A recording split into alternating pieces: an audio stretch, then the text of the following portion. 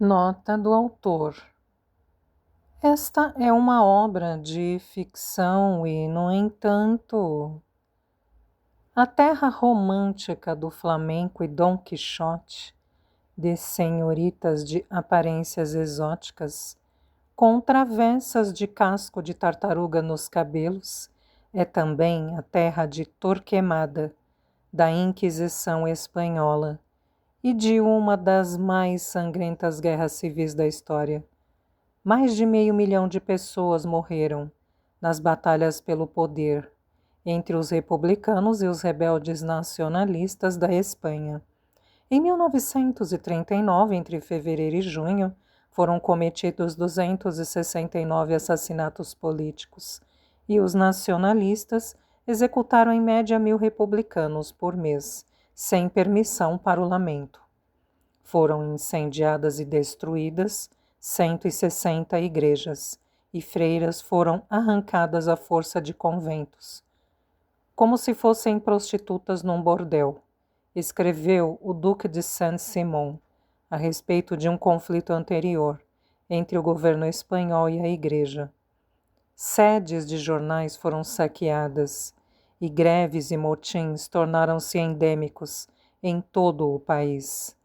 A Guerra Civil terminou com a vitória dos nacionalistas, sob o comando de Franco. Depois da sua morte, a Espanha tornou-se uma monarquia. A Guerra Civil, que se prolongou de 1936 a 1939, pode estar oficialmente encerrada, mas as duas Espanhas que lutaram nunca se reconciliaram.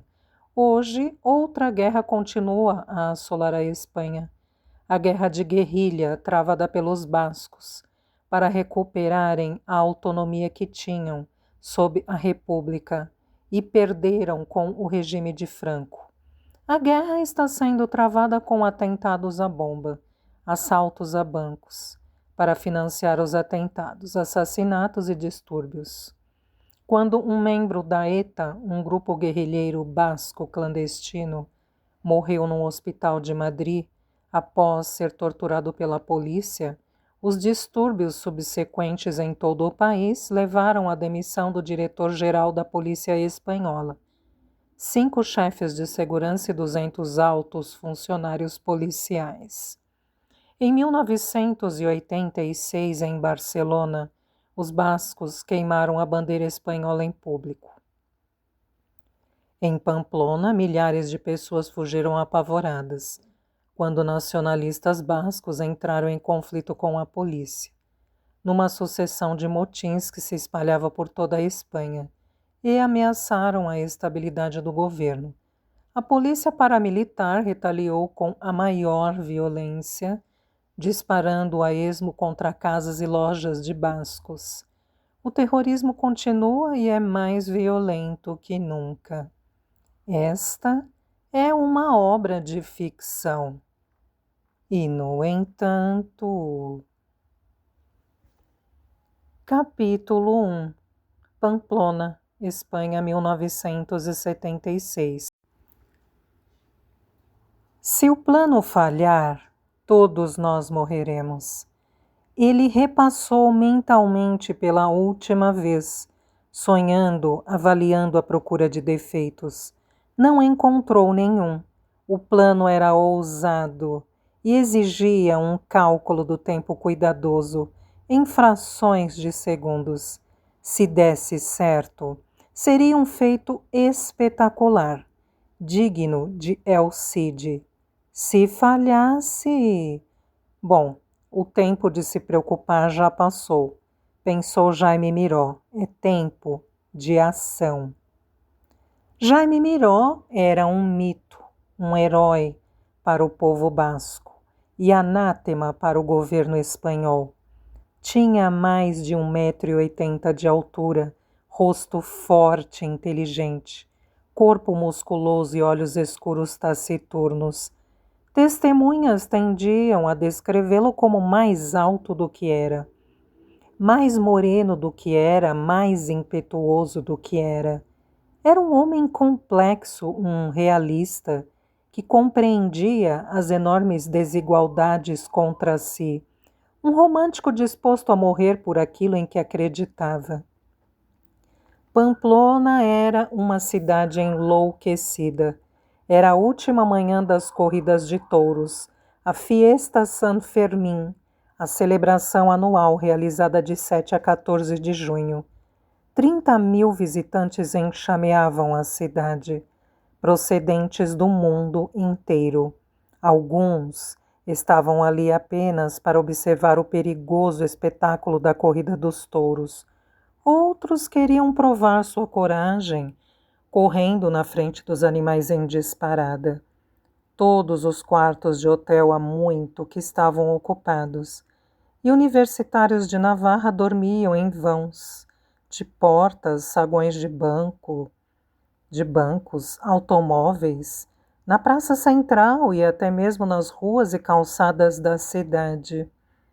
Os turistas lotavam os cafés e os hotéis, assistindo aos ruidosos e pitorescos desfiles de gigantes de papier-mâché e escutando as músicas das bandas que desfilavam. Os participantes do desfile usavam mantos violetas, com capuzes verdes, vermelhos ou dourados. Fluindo as ruas, as procissões pareciam rios de arco-íris. A explosão de fogos de artifício pelos postes e fios dos bondes aumentavam o barulho e a confusão geral. A multidão comparecia à tourada final da tarde, mas o evento mais espetacular era o encierro, a corrida matutina dos touros que lutariam mais tarde naquele mesmo dia. 10 minutos antes da meia-noite, na noite da véspera, os touros eram levados dos Corrales de Gás pelas ruas escuras da parte inferior da cidade, atravessando o rio por uma ponte, até o curral na base de Calais, Santo Domingo, fechada por barricadas de madeira em cada esquina, até alcançarem os currais de Plaza de Hemingway, onde ficavam até a tourada à tarde. De meia-noite às 6 horas da manhã, os visitantes permaneciam acordados, bebendo, cantando e fazendo amor, excitados demais para dormir. Os que participariam da corrida de touros usavam um lenço vermelho de San Fermín em volta do pescoço. Às 15 para as 6 da manhã, as bandas começaram a circular pelas ruas tocando a música vibrante de Navarra. Às 7 horas em ponto, um rojão voava pelo ar para anunciar a abertura dos portões do curral. A multidão era dominada por uma expectativa febril. Momentos depois, um segundo rojão era disparado, um aviso à cidade de que os touros já estavam correndo. O que se seguia era um espetáculo inesquecível. Primeiro vinha o som. Começava como um tênue e distante sussurro no vento, quase imperceptível. Depois ficava cada vez mais alto, até se transformar numa explosão de cascos batendo, e subitamente 6 bois e 6 touros apareciam. Cada um pesando cerca de 700 quilos, avançavam pela Calle Santo Domingo como expressos mortíferos. Por dentro das barricadas de madeira instaladas em cada esquina, para manter os touros confinados a uma única rua, havia centenas de jovens ansiosos e nervosos, decididos a provar sua bravura, enfrentando os animais enfurecidos.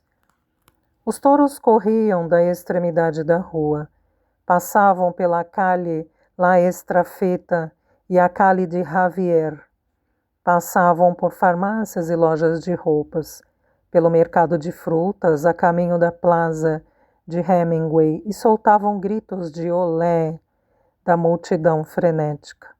Com a chegada dos animais, começava uma debandada desesperada para escapar aos chifres afiados e cascos letais. A repentina realidade da morte se aproximando fazia com que alguns participantes corressem para a segurança dos vãos de portas e saídas de incêndio. Eram acompanhados por escárnios de cobardón, Os poucos que tropeçavam e caíam no caminho dos touros eram logo puxados para um lugar seguro. O menino e o avô escondiam-se atrás de uma barricada, ofegantes, com a emoção do espetáculo que ocorria tão perto dali. Olhe só para eles, exclamou o velho, magnífico. O menino estremeceu. Tenho medo, avô. O velho passou o braço por seus ombros. Sim, Manuelo, é assustador, mas também maravilhoso. Já corri com os touros uma vez, não há nada igual. Você testa a si mesmo contra a morte, e isso faz com que se sinta um homem. Em geral, levava 2 minutos para os animais galoparem pelos 900 metros, da Calle Santo Domingo até a arena. No momento em que os touros entravam no curral, um terceiro rojão devia surgir no céu. Naquele dia, o terceiro rojão não explodiu, pois ocorreu um incidente que nunca antes acontecera nos 400 anos de história de touros de Pamplona. Enquanto os animais avançavam pela rua estreita, meia dúzia de homens vestidos nos trajes pitorescos da féria mudaram as posições das barricadas. Os touros foram obrigados a deixar a rua exclusiva e ficaram à solta no coração da cidade. O que um momento antes fora uma comemoração feliz, se transformou no mesmo instante num pesadelo. Os animais frenéticos atacaram os espectadores atordoados. O menino e o avô foram um dos primeiros a morrer, derrubados e pisoteados pelos touros. Violentas chicotadas atingiram um carrinho de bebê e mataram a criança indefesa, derrubando a mãe com a cara esmagada. A morte pairava no ar por toda a parte. Os animais colidiam com espectadores desprotegidos, derrubando mulheres e crianças, enfiando chifres compridos e fatais nas pessoas, barracas de comida e estátuas, arrasando tudo o que tinha o azar de se encontrar pela frente. Todos gritavam desesperados, na tentativa de escapar do caminho dos animais enfurecidos. Um furgão vermelho brilhante apareceu à frente dos touros que se viraram para atacá-lo. Seguindo pela Calle de Estrela, a rua que levava ao Carcel, a prisão de Pamplona. O cárcel é um prédio de pedra de 2 andares, janelas gradeadas, aparência assustadora. Há guaritas nos 4 cantos e a bandeira espanhola vermelha e amarela tremula por cima da porta. Um portão se abre para um pequeno pátio. O segundo andar do prédio consiste de celas em que estão os presos condenados à morte. No interior da prisão, um corpulento guarda com um uniforme da polícia armada conduzia um sacerdote de hábito preto pelo corredor do segundo andar. O guarda carregava uma submetralhadora. Ao perceber a expressão inquisitiva dos olhos do sacerdote, a visão de arma, o guarda explicou: "O cuidado nunca é demais aqui, padre. Temos a escória da terra neste andar." O guarda pediu ao padre que passasse por um detector de metal, muito parecido com os usados nos aeroportos. "Desculpe, padre, mas os regulamentos..." "Não tem problema, meu filho." No momento em que o padre passou, uma sirene estridente irrompeu no corredor. Instintivamente, o guarda contraiu a mão que empunhava a submetralhadora. O padre virou-se e sorriu para o guarda, murmurando: "A culpa é minha." Removeu uma pesada cruz de metal que pendia no pescoço, numa corrente de prata, e entregou-a ao guarda. Quando tornou a passar, o detector permaneceu em silêncio. O guarda devolveu a cruz e os dois continuaram a jornada pelas profundezas da prisão. O mau cheiro no corredor perto das celas era opressivo. O guarda estava com um ânimo filosófico. "Está perdendo seu tempo aqui, padre. Estes animais não têm almas para serem salvas." "Ainda assim, meu filho, devemos tentar." O guarda sacudiu a cabeça. Posso lhe garantir que os portões do inferno estão à espera para escolher os dois. O padre olhou surpreso para o guarda. 2? Fui informado que havia 3 que precisavam de confissão. O guarda encolheu os ombros. Poupamos um pouco do seu tempo. Zamora morreu na enfermaria esta manhã. Ingrato. Eles alcançaram as celas mais distantes. Chegamos, padre. O guarda destrancou a porta de uma cela. Depois recuou cauteloso enquanto o padre entrava. Tornou a trancar a cela e ficou parado no corredor, alerta a qualquer sinal de problema. O padre aproximou-se do vulto no imundo catre da prisão. Seu nome, meu filho? Ricardo Melado. O padre fitou-o atentamente. Era difícil dizer com que o homem parecia. O rosto estava inchado e esfolado, os olhos quase fechados. Através de lábios grossos, o homem murmurou: Fico contente que tenha vindo, padre. Sua salvação é o dever da igreja, meu filho. Eles vão me enforcar esta manhã? O padre afagou-lhe o ombro gentilmente. Foi condenado a morrer pelo garrote. Não! Lamento muito. As ordens foram dadas pelo primeiro-ministro pessoalmente. O padre pôs a mão na cabeça do preso e entoou: Diz-me teus pecados. Pequei muito em pensamento, palavra e ação, padre, e arrependo-me de todos os pecados com toda a força do coração. Ruego a nuestro Padre Celestial para la salvación de tu alma. En el nombre del Padre, del Hijo y del Espíritu Santo. O guarda, escutando do lado de fora da cela, pensou: uma perda de tempo estúpida. Deus cuspirá no olho deste. O padre acabou. Adiós, meu filho. Que Deus receba sua alma em paz. O padre encaminhou-se para a porta da cela. O guarda abriu-a, depois recuou, a arma apontada para o preso. Depois de trancar a porta, o guarda deslocou-se para a cela seguinte. Abriu a porta e disse: Ele é todo seu, padre. O padre entrou na segunda cela. O homem também fora brutalmente espancado. O padre fitou-o em silêncio por um longo momento. Qual é seu nome, meu filho? Félix Carpio. Era um homem corpulento e barbudo, com uma cicatriz recente e lívida na face que a barba não conseguia esconder. Não tenho medo de morrer, padre. Isso é ótimo, meu filho. Ao final, nenhum de nós é poupado. Enquanto o padre ouvia a confissão de Carpio, ondas de som distantes, a princípio abafadas, depois se tornando mais altas, começaram a reverberar pelo prédio. Era a trovoada de cascos e gritos da multidão em fuga.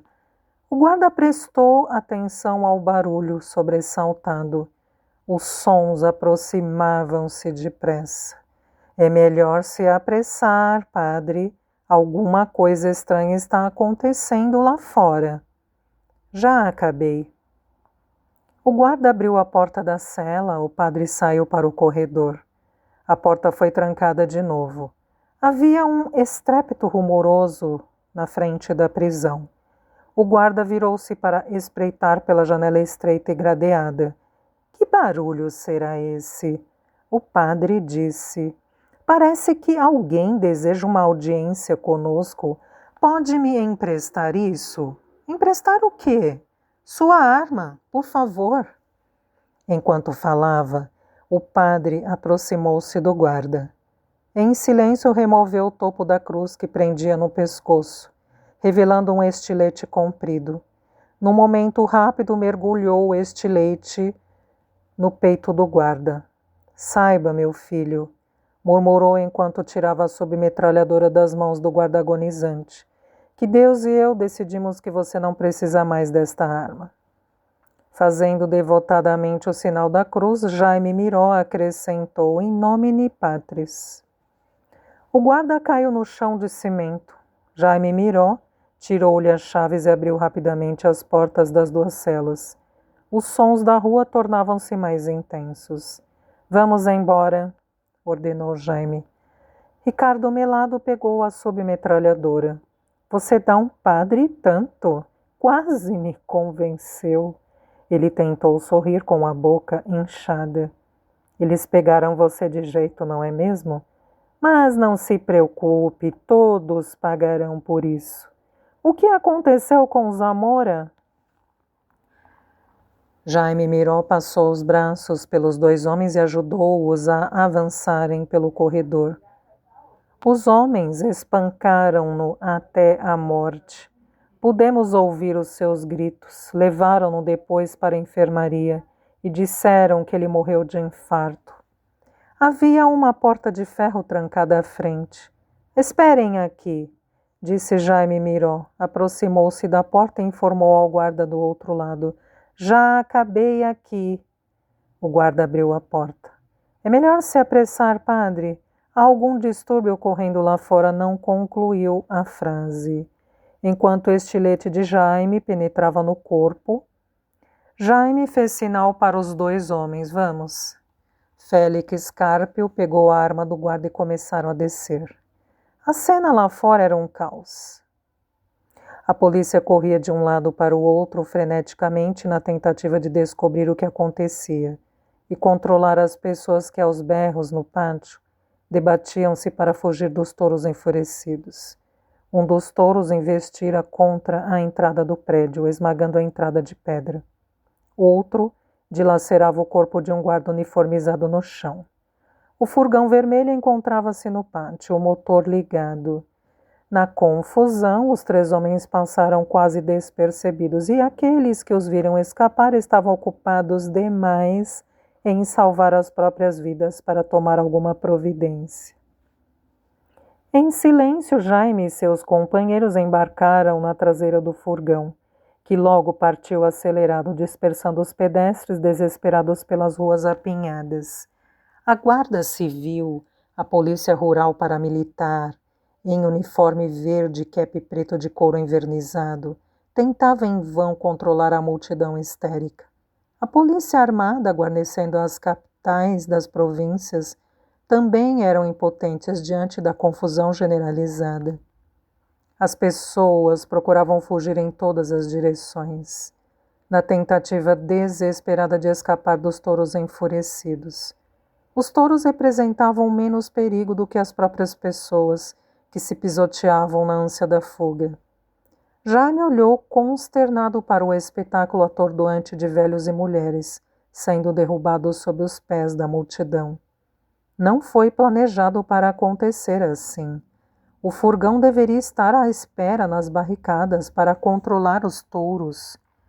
Olhava desolado para a carnificina, mas não podia fazer coisa alguma para detê-la. Fechou os olhos para não ver. O furgão chegou aos arredores de Pamplona e seguiu para o sul, deixando para trás o clamor e a confusão da multidão em pânico. Para onde estamos indo, Jaime? Perguntou Ricardo Melado. Há uma casa segura perto da torre. Ficaremos lá até escurecer e depois seguiremos em frente. Félix Carpio estremecia de dor. Jaime Miró observou-o com uma expressão compadecida. Chegaremos num instante, amigo, murmurou gentilmente. Ele não conseguia tirar da cabeça a cena terrível de Pamplona. Meia hora depois, eles se aproximaram da pequena aldeia de Torre e contornaram-na, seguindo para uma casa isolada nas montanhas. Jaime ajudou os dois homens a saltarem da traseira do furgão. Vocês serão apanhados à meia-noite, informou o motorista. Avise-os para trazerem um médico, disse Jaime, e livre-se desse furgão. Os três entraram na casa. Era uma casa de fazenda simples e confortável, com uma lareira na sala de estar e viga no teto. Havia um bilhete na mesa. Jaime Miró leu-o e sorriu para a frase de recepção. Mi casa es su casa. Encontrou garrafas de vinho no bar e serviu bebida para os três. Não há palavras para lhe agradecer, amigo. A você, brindou Ricardo melado. Jaime levantou o copo. A liberdade! Um canário cantou de repente numa gaiola. Jaime foi até lá e observou sua agitação por um momento. Depois abriu a gaiola, tirou o passarinho gentilmente e levou-o para uma janela aberta. Voe para longe, pajarito, murmurou. Todas as criaturas vivas devem ser livres.